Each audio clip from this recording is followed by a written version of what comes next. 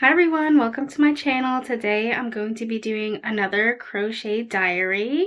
If you've never seen my crochet diaries before, I'm going to be showing everything that I've made in the past month or month and a half, and I will be linking every video tutorial that I use in the description if there is one.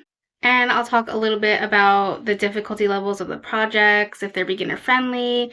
Sometimes I talk about prices that I would sell it at a market. The next and last market that I have is in 2 weeks, and it's a Christmas market, so I'm really excited about that. It's the last market of the year that I know of. We could possibly do one in December, but we'll most likely see how much inventory we sell at the one in November. And by we, I mean me and my sister. I sell my crochet stuff and she sells her tie-dye stuff. So since this is a Christmas market, I have a couple of Christmassy items, but I also made a good number of sweaters as well, because obviously at Christmas markets people are going to buy Christmas gifts, and that's like the best time. Literally the best markets are Christmas markets to be selling your bigger items, because people don't love to buy slightly more expensive things for themselves, but when it's the holiday season, they're always thinking, oh, this could be just like an easy gift for so-and-so. So I want to start by showing literally the coolest thing that I made within this last month.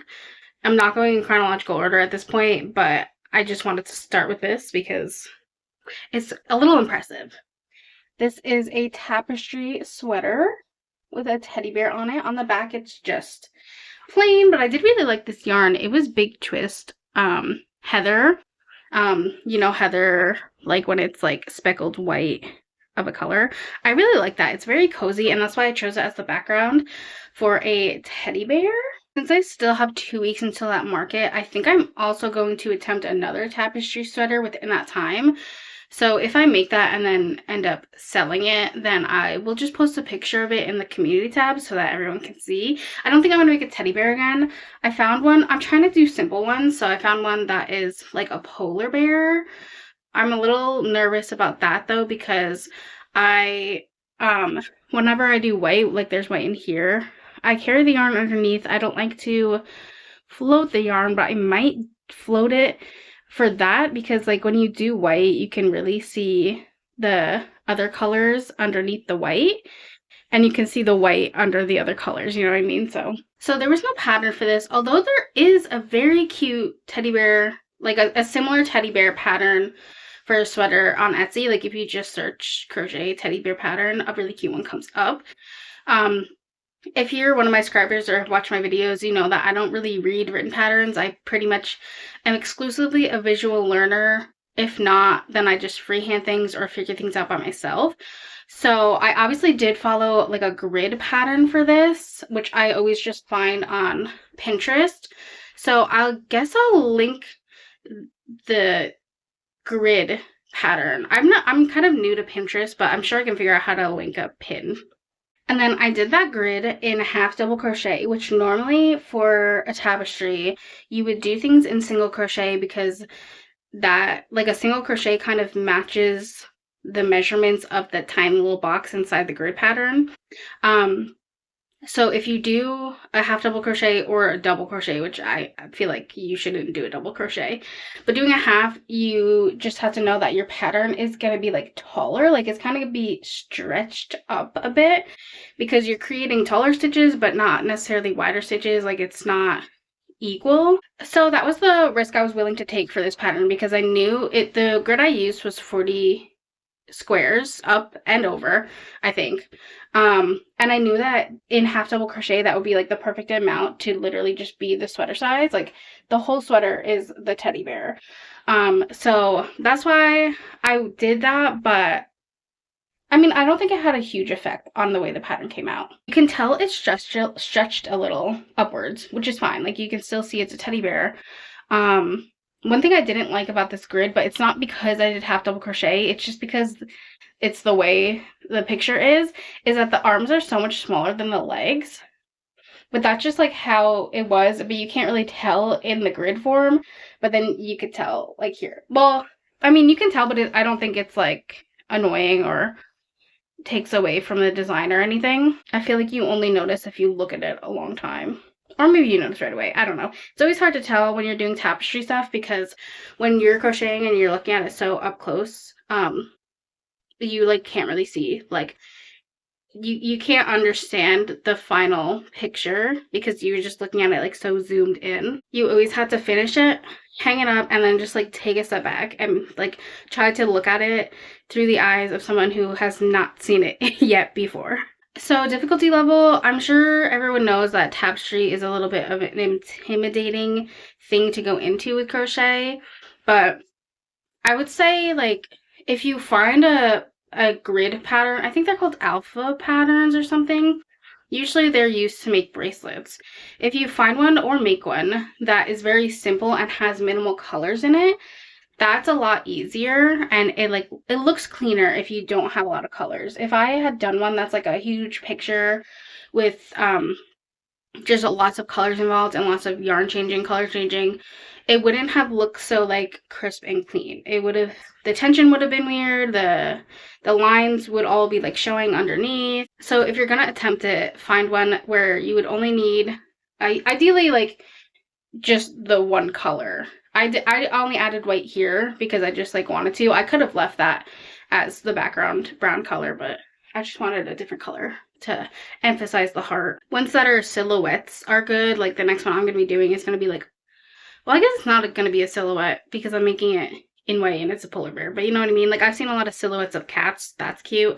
I think that would be easy. But you definitely shouldn't make a tapestry into a sweater if you've never made a sweater before. Like you should know how to already make a sweater and have like practiced making crochet sweaters because you don't want to have to worry about the design on top of worrying about like how do I make a sweater.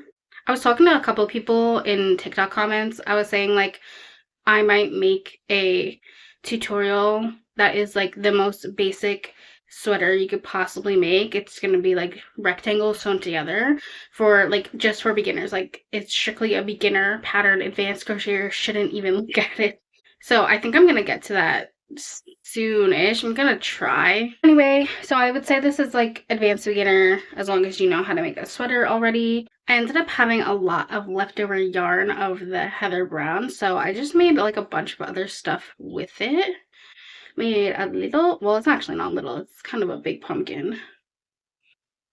I've been starting to make these again because I have a couple of these in my bags for bringing to craft fairs, but I only bring them to like around Christmas time. Like I don't have them out at every craft fair. And they never sell. I feel like people don't really see them, and I also feel like if they do see them, they don't really see the potential. And I only sell them for $1 because I always use scrap yarn, and they take like 20 minutes.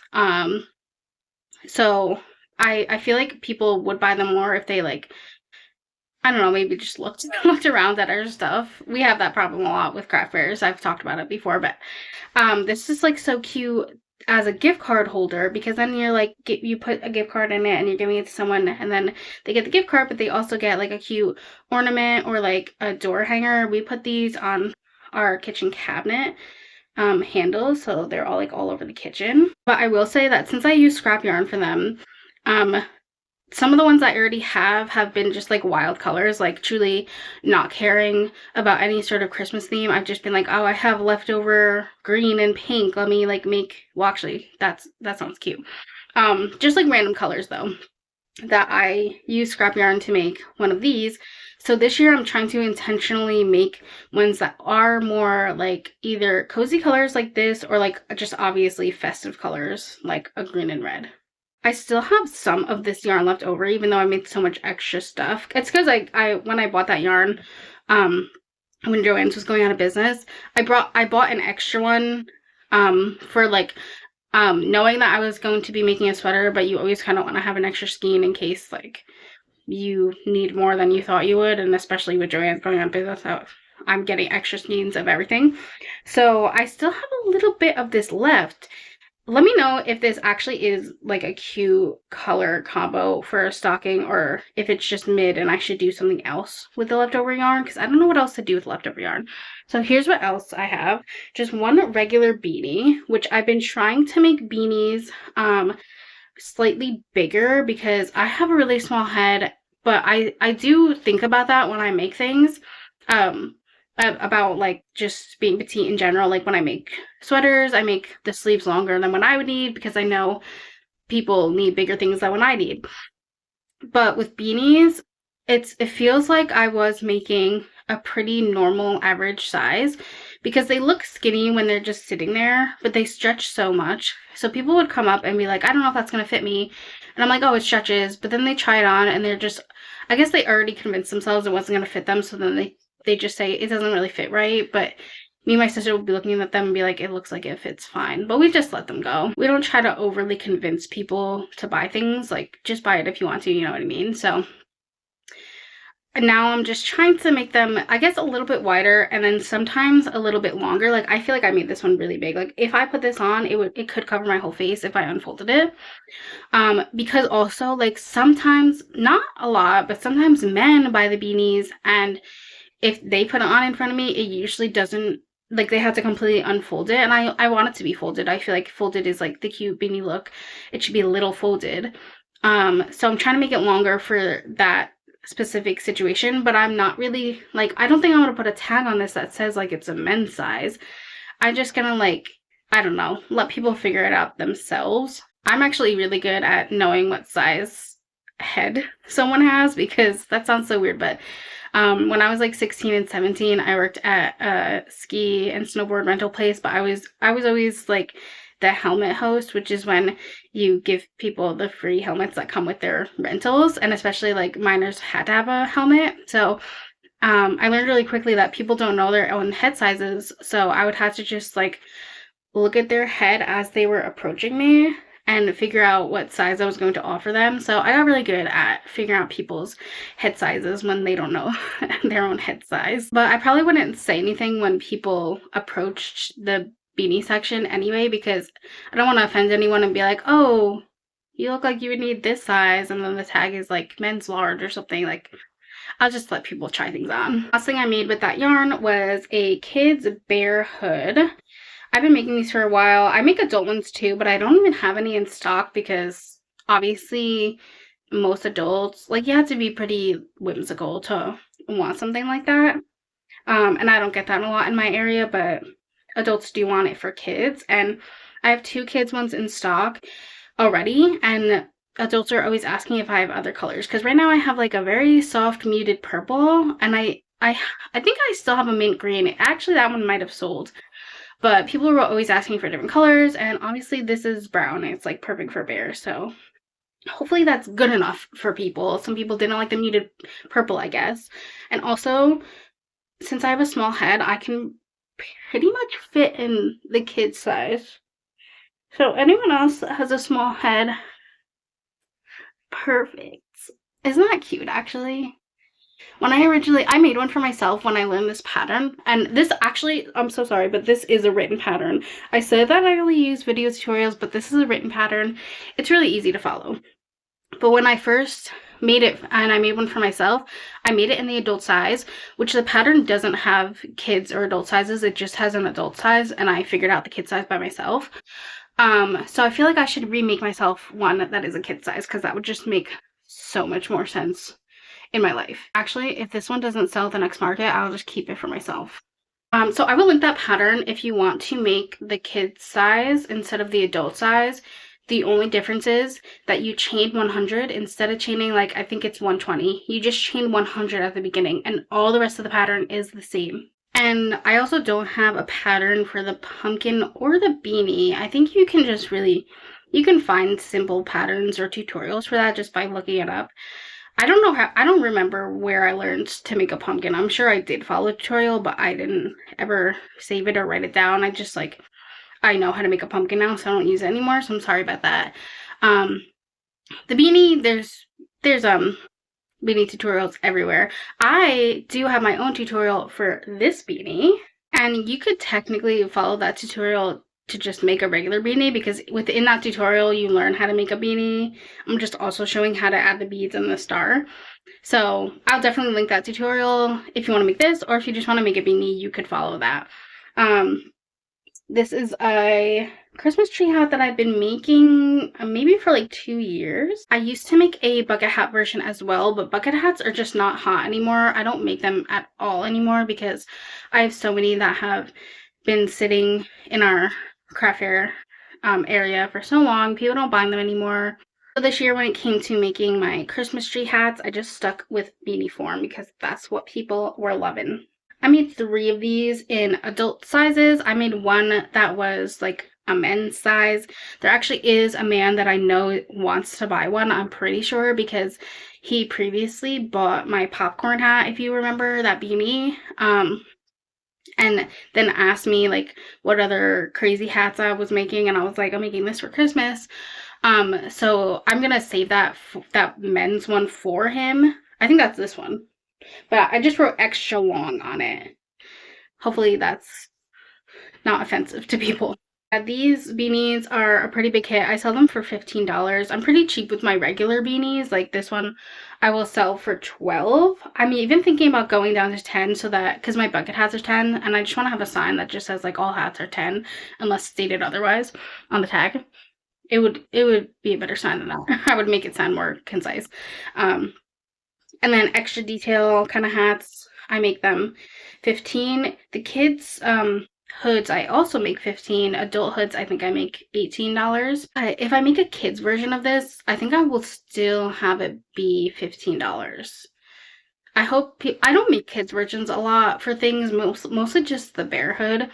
And I make a lot of like very whimsical stuff, and adults always ask me like, do you have this in a kid size? I don't really ever think about making things in a kid size. Like I just like forget, because kids can get fun and whimsical stuff everywhere and adults can't, and that's sad. But I do think I have just enough green yarn to make a kid's hat, so I feel like I should, because probably someone will ask, but I'm gonna make it $15. I hope they're happy with that. I have one more Christmassy item to show, and then I will show the rest of the sweaters that I've made. So I made this pepperminty pillow, which I have my own tutorial for, that I made a couple months ago, I think. But this one is scented. I wish you could smell it. It smells like peppermint. I used peppermint essential oil, like aromatherapy oil that you can get, and put it on cotton balls and put like 3 within there in the stuffing. It smells so nice. I'm so excited about the idea of adding scent.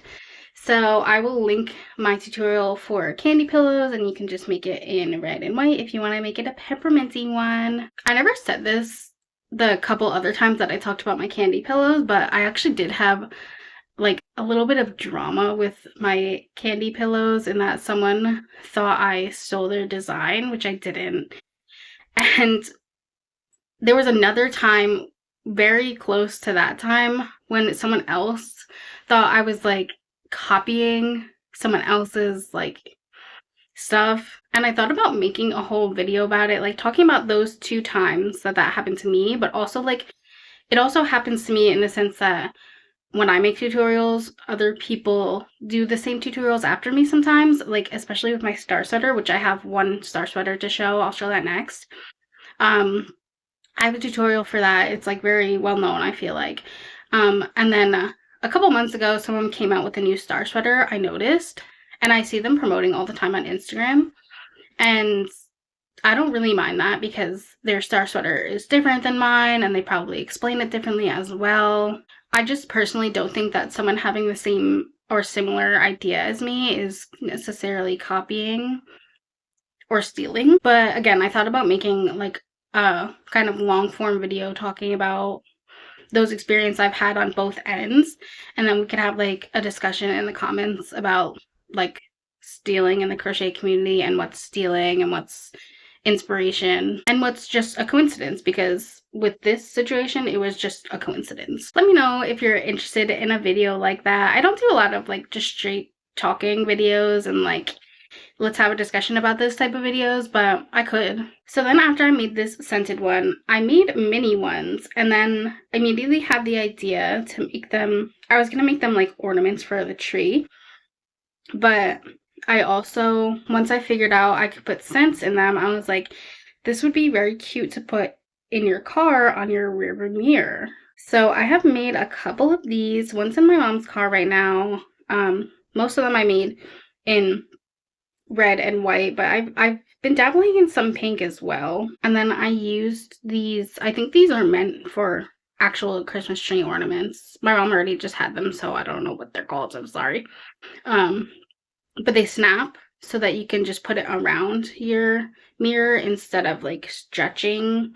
Um, and then it would be like hanging way too low because um the what would that be called? The strap would be like so big in order for you to wrap like stretch it around your mirror.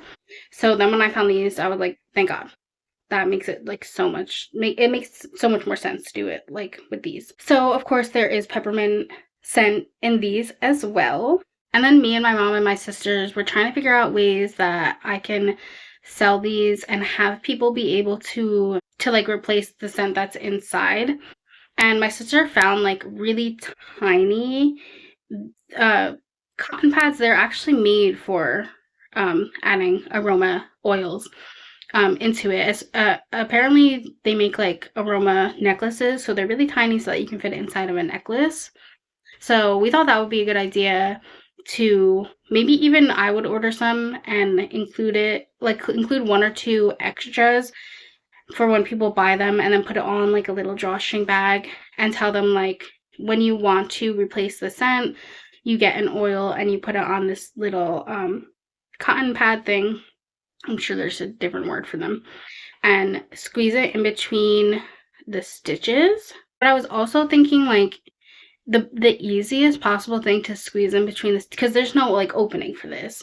You can't open it and replace it. So the easiest possible thing would be to maybe like break a Q-tip in half, because it doesn't have to be as long as a Q-tip, but you just need like one side of the Q-tip, and dip a Q-tip in the oil, because you could easily squeeze a Q-tip in between these stitches. But then I feel like that also requires me to make sure people know what scent I use. Like I don't know if it matters what brand. Like I guess I could write them a little card inside the bags that say like I used Walmart like Mainstays brand of peppermint oil. But then I'm thinking like that feels like too much. Or is it? Like I don't know, because sometimes if something like this comes scented, I feel like that's different because it's like it's a pillow and the scent is not the main thing about it. The main thing about it is that it's a pillow, and then you're just like excited that, oh my god, it's scented.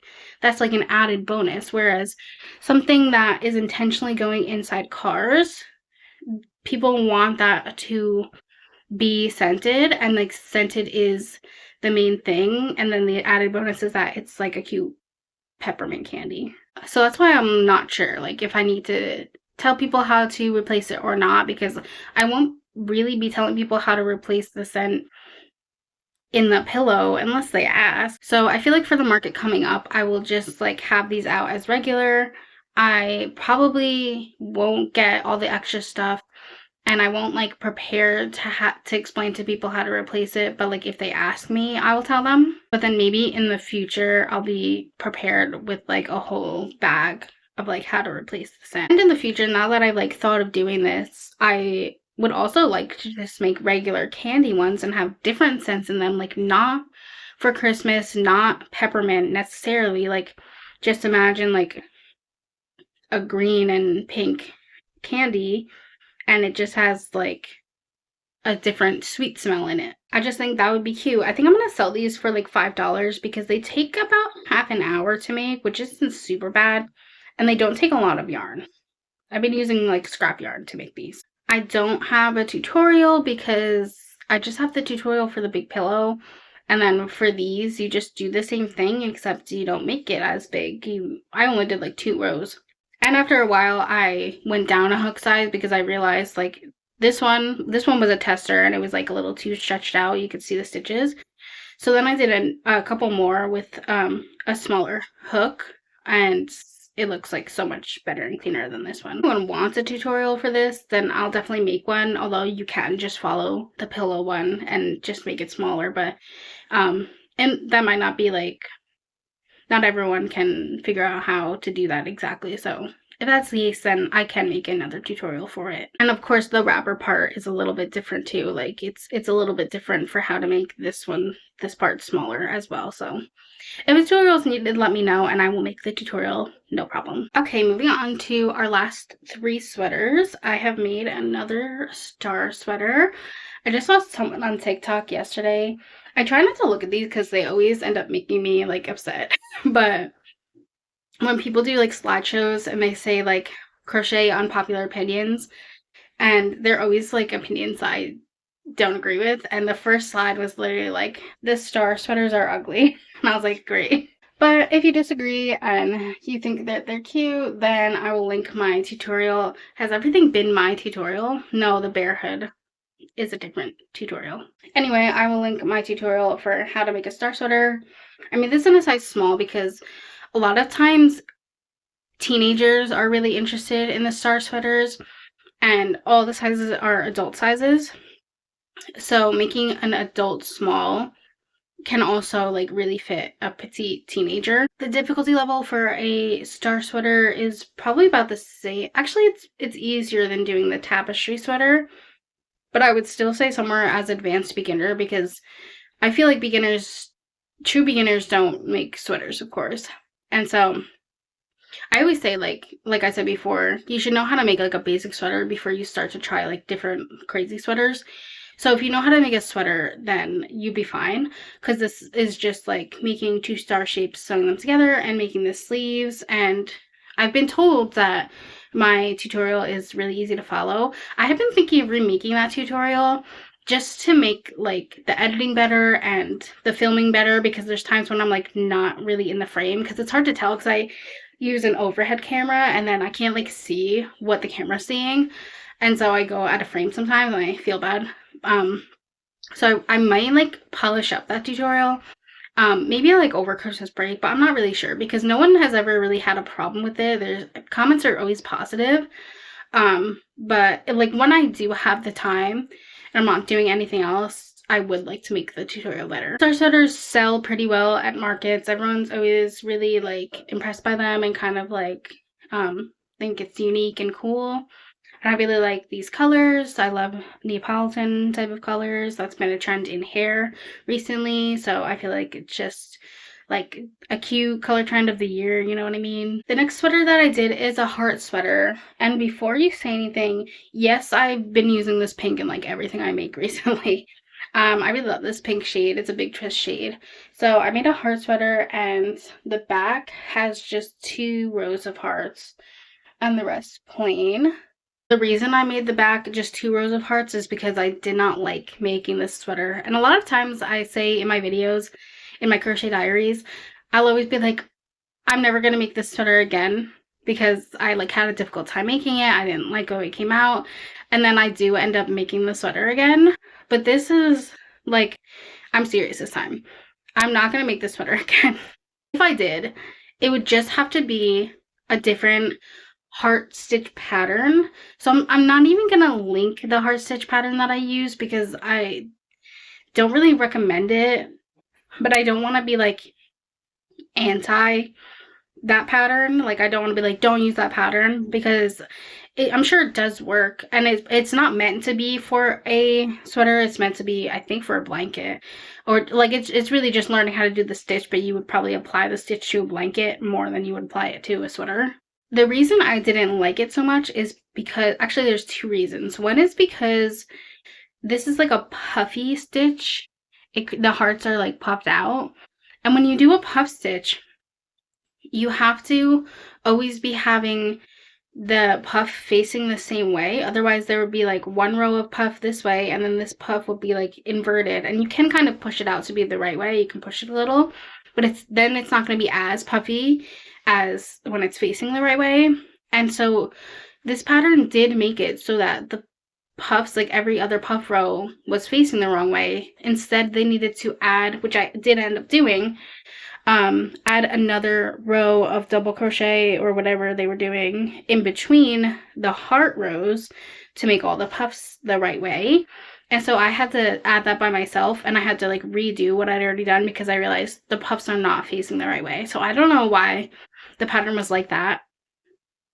And one personal thing I didn't like about the pattern, but it doesn't necessarily make it a bad pattern, is that um, when you chained 3, I don't know if it was 2 or 3, but when you chained and turned, your chain counted as a double crochet, and I always hate patterns that are like that. I mean, sometimes it is like useful and necessary, but not always, and it always makes me mess up my stitch count. So I was always messing this up, and it was not like such a straight line. It was going outward and like inward. It didn't look like an advanced crocheter's work, because that's just not something that I like to do. I don't like when you have to count the chains as double crochets, because it always messes my count up. So of course, I don't really think this is beginner friendly. It obviously wasn't even advanced friendly. So but it was mostly just my own problems. Like, I'm not saying don't try this, but I definitely won't link the pattern, because I don't recommend it, but I also don't not recommend it. I think you should just, like, if you want to make a sweater like this, look up a couple different heart stitch tutorials and see what works for you, and then go for it in a sweater shape. And then I made the sleeves just stripes. And when I originally finished this, I hated it, but I actually really don't mind it now that I'm looking at it, since I finished it like a month ago. This was, if I was going in chronological order, this was the first thing that I made ever since my last crochet diary. Really, I do think it's cutesy, and I'm not mad at it anymore, but I still wouldn't do it again. And this is my last sweater to show. It's a spiral sweater. Actually, it's the same on both sides, so I don't know why I'm turning it. In the same pink as before, and orchid purple. This was all Big Twist brand. I saw that I know we already knew this, that Big Twist was going into Michael's, but I just saw that it is actually there as the Big Twist brand, at least the Wait for acrylic. I know the Posh yarn, everyone's disappointed because they're not really doing the Posh yarn right, that like puffy yarn. So if you're one of those people, I'm so sorry about that. But all the regular Big Twist that I would use for sweaters are on the website as Big Twist. They didn't even like change it to their brand or anything as of yet. So I feel pretty confident about that. I'm still not currently really buying new yarn because I had stocked up so much when Joann's closed. But it's good to know for like if I have a specific idea and I'm like, because right now, like, I did stock up, but I don't have any blues. I have no blues. This was my last and only purple that I had ever had from when Joann's was closing. I'm about to be out of green. Like, I stocked up a lot on this pink, which is good, obviously, because I keep using it. But like, I stocked up on my favorite colors, and then there's just a ton of colors I don't have in general. So it's good that I have that option to buy a couple things, but I'm not gonna like stock up right now, because I already am stocked up. When I make the tapestry sweater that I was talking about with the polar bear, I'm gonna use this heather yarn that I have, but instead of brown, it is like a dark blue, kind of almost a navy, but it's heather blue, so it has the white speckles too. I think that's gonna look so cute with a polar bear because it'll look like snow. Anyway, back to this sweater. So if you're my subscriber, you probably know that I have a tutorial for this on my channel. I did these colors because I wanted it to look like the Cheshire Cat from Alice in Wonderland, and I think I pretty much pulled that off. When my mom saw the sweater, she asked if that was the inspo without me telling her. So I've had a few beginners comment on my tutorial and tell me that they're not having any trouble with it and that it's like a good tutorial for beginners. So I guess I would say this is advanced beginner friendly, same as the others, like know how to make a sweater first, because it is a little bit of a difficult design or pattern. It's difficult to square off the spiral. That's the hard part. And then the rest of it is basic sweater.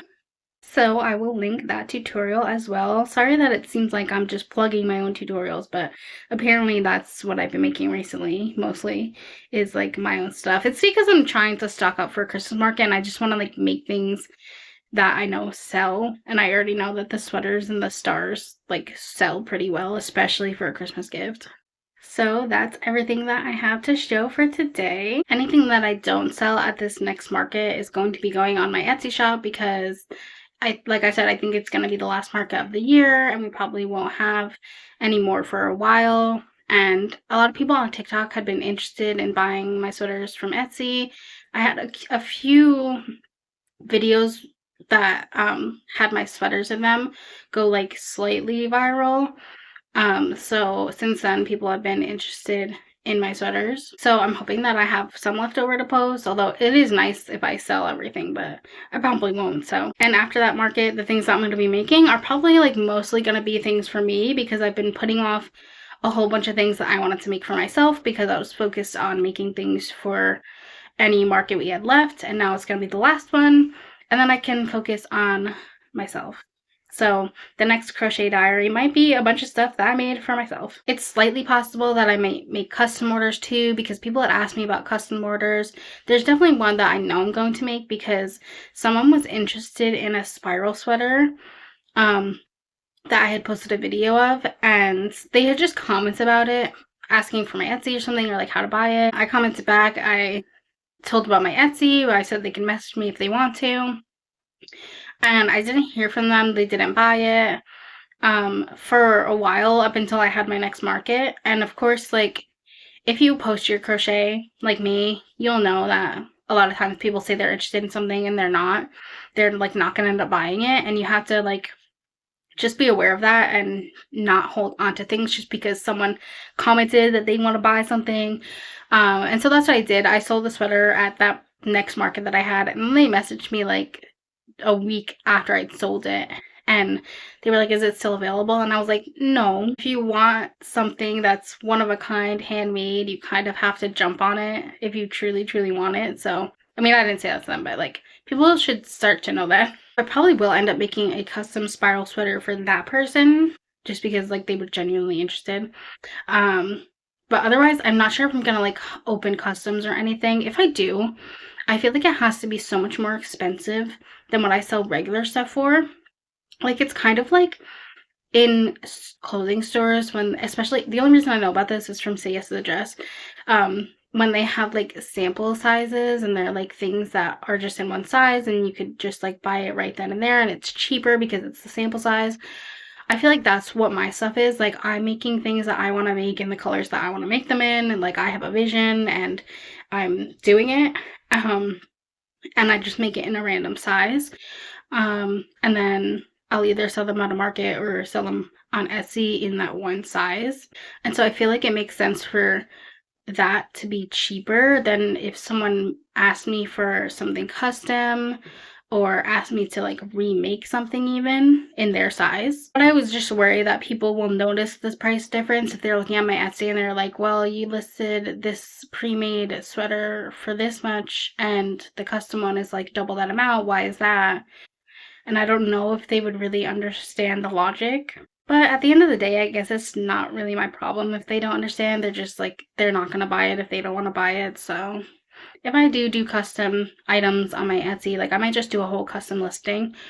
It probably will be a higher price, and I'll just like have to see if people are willing to do that or not. I mean, it really doesn't matter that much to me if they buy something or not. Anyway, that's it for this video. In terms of like my upcoming videos, I want to do more videos that are like vloggy, maybe not crochet related things. I really want to, if I can, there's a Spirit Christmas near me. I really wanted to vlog going to a Spirit Christmas because that's like a new thing. I was thinking about doing a gift guide of like showing things that I have bought for people for Christmas because I've done that in the past. But I'm not sure because I feel like I don't have a lot of gifts yet. Like there's still a lot of people I haven't gotten gifts for, but I like to do a gift guide early if I'm gonna do one because then that gives other people time to like watch my video, get inspiration for gifts, and then get their own gifts. So, I mean, I might film that. But of course, crochet videos will also be coming your way. I will be making more crochet diaries the more I make things. And I will be making any type of tutorial that anyone wants me to. Anything that you saw today that you want a tutorial for. Or like the basic sweater tutorial that I was talking about. I'm definitely going to try to get tutorials out within the next couple of months. So yeah, thank you for everyone who supports my channel all the time, watches all these videos. It has really been helping me so much the more you guys watch and comment and everything. So I'll see you soon. Thanks for watching.